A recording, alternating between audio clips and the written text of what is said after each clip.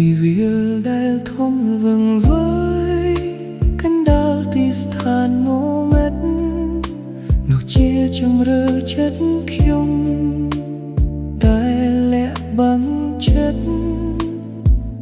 ពោពេញទៅដោយទុក្ខសោករួមរិទ្ធមិនអាចពនាបាន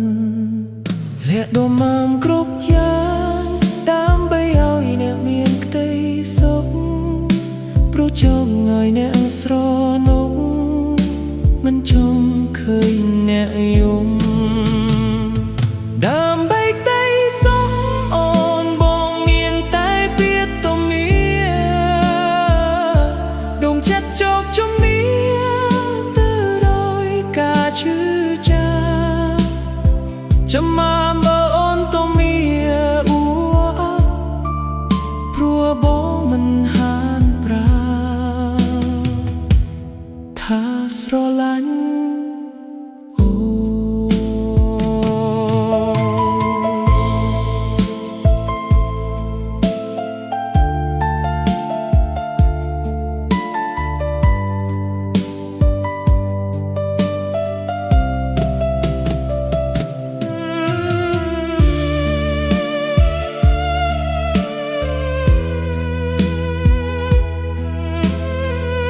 លាក់បងមានគ្រប់យ៉ាង